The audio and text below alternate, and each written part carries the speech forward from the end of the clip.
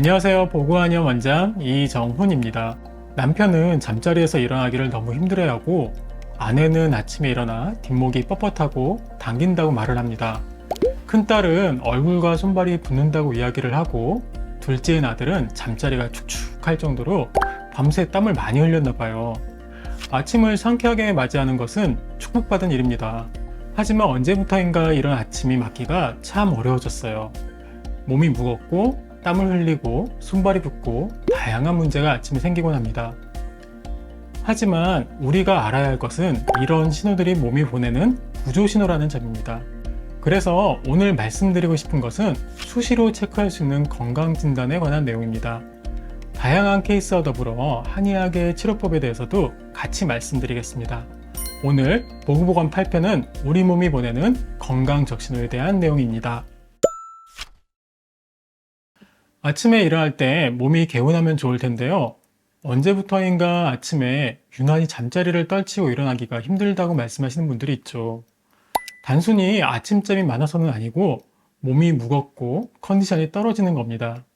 이런 경우 만성 피로를 의심해 볼 필요가 있으며 피로가 누적되어 면역 기능에 이상이 생기고 기능이 떨어지면서 각종 균이 침입하기 좋은 상태가 됩니다. 이런 피로는 빨리 수면과 휴식, 적절한 영양 공급 및 규칙적인 운동으로 풀어주어야 합니다. 습관을 꾸준히 기르는 것이 좋고 몸에 기운이 부족한 것이라면 경옥고를 복용하는 것도 좋은 방법입니다. 경옥고는 몸에 부족한 기운을 채워주고 피로감을 없애주며 면역력을 높여주어 아침에 힘차게 일어나도록 만들어줍니다. 잘 자고 일어나는데 뒷목이 뻣뻣하고 머리가 띵한 경우가 있습니다. 이럴 때는 베개 높이와 잠을 자는 자세를 살펴볼 필요가 있어요. 베개를 너무 높게 베면 목 관절에 무리가 오거든요. 새우처럼 몸을 쪼그리고 자면 목 부위가 경직되어서 뒷목이 뻐근해질 수 있습니다. 하지만 수면 자세에 문제가 없다면 혈압을 한번 체크해 보세요. 혈압이 높다면 이러한 증상과 더불어 두통이 나타나곤 합니다. 이런 경우 한의원에 내원하셔서 침구 치료를 받는 것이 좋습니다.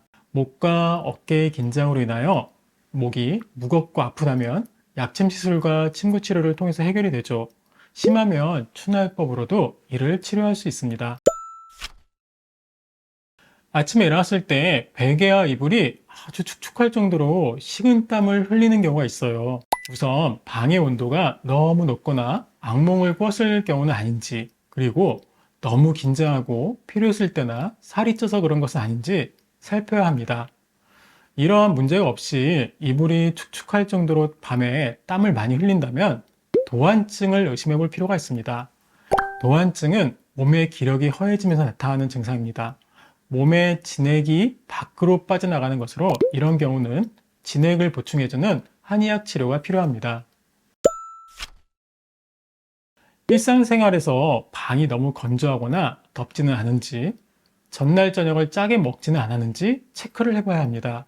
이런 일이 없다면 당뇨병을 의심해 볼 수 있습니다. 당뇨병은 혈당을 조절하는 기관인 췌장에서 나오는 인슐린이 제 기능을 못해서 생기고, 증상으로는 목이 마르고 소변을 많이 보게 되며 많이 먹지만 체중은 감소합니다. 그리고 인슐린의 저항성이 커지는 대사증후군이라면 당뇨병이 아직은 아님에도 불구하고 이런 증상이 동반될 수 있습니다. 인슐린의 저항성이 증가한 당뇨 전 단계에 한의학 치료로 몸의 상태를 개선시킬 수 있습니다. 잠에서 깼을 때 눈가에 유난히 눈곱이 많이 낀다면 이는 결막염을 의심해 볼 필요가 있습니다. 낮에는 눈을 자주 깜빡이기 때문에 눈물샘이 자극되어서 눈곱이 원래 잘 끼지는 않습니다. 하지만 자는 동안에 눈물샘이 제 기능을 하지 못하므로 결막염 증상이 나타나기도 합니다. 혹은 눈물이 제대로 나오지 않는 안구건조증일 경우에는 눈곱이 아주 많이 끼게 됩니다. 안구가 뻑뻑하고 눈을 돌리기도 힘든 안구건조증이라면 한의학으로 치료가 가능합니다. 눈은 간과 연관이 깊은데요. 한의 치료로 간의 기능을 높여주고 혈액순환이 원활하게 돌아가도록 만들어주는 침구 치료를 병행한다면 이런 증상은 좋아질 수 있습니다.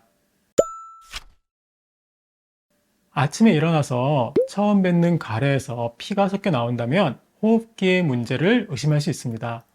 또한 피로가 쌓였을 때는 수면 중에 흘린 코피가 목으로 넘어가서 고여있다가 아침 가래에 섞여서 나올 수도 있습니다. 잘 안 낫는 만성기관지염과 같은 호흡기 질환은 한의학 치료로도 잘 회복될 수 있으며, 또한 폐기능이 약하다면 청폐염과 같은 약을 복용하는 것도 도움이 됩니다. 아침에 붓기는 평소 생활습관과 관련이 있는 경우가 많은데요. 음식을 먹은 후에는 일시적으로 몸이 붓기 쉽고, 자기 전에 물을 많이 마셔도 붓기도 합니다.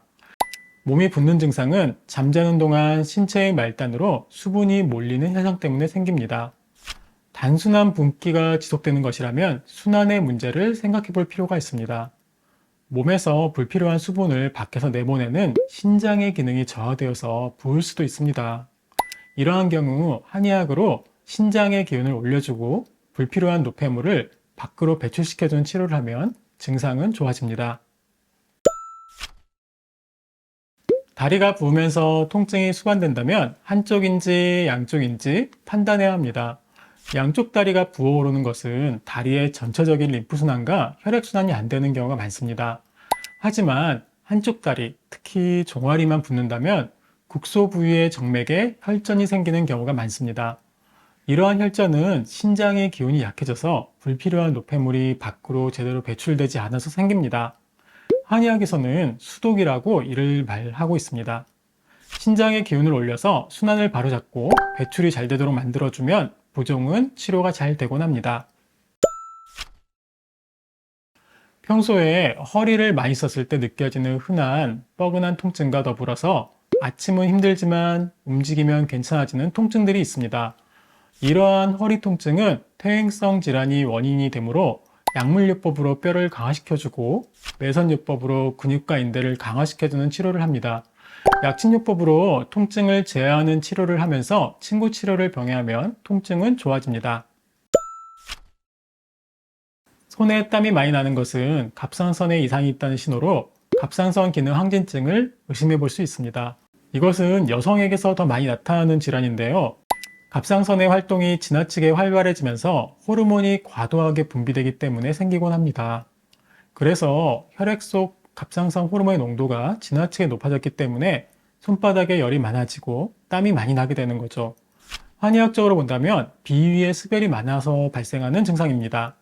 수족 다한증의 원인 중 갑상선 항진증도 포함되는데 특히 학생들에게서 많이 나타나는 증상입니다.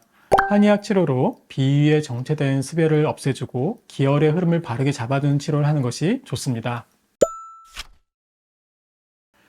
심장질환이 있으신 분이 과격한 노동을 하거나 혹은 폭식을 하면 흉곽의 압력이 높아져 취침 후 갑자기 숨을 쉬기가 힘들어집니다.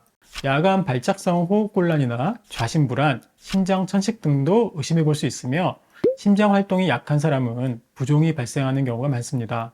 이런 심장의 약한 활동과 더불어서 자기 전에 음식을 많이 드시면 흉곽의 압력이 높아져서 폐에 영향을 주고 이산화탄소와 산소가 교환이 제대로 되지 않아서 숨쉬기가 힘들어지는 것입니다. 이상 한 번쯤 생각해야 할 건강적신호에 대해서 말씀드렸습니다. 궁금한 내용이 있으면 제 카톡을 통해서 문의를 해주세요. 제가 조금 더 꼼꼼하게 말씀드릴게요. 항상 저희 영상이 도움이 되었기를 바랍니다. 건강하세요. 이상 보구보감이었습니다.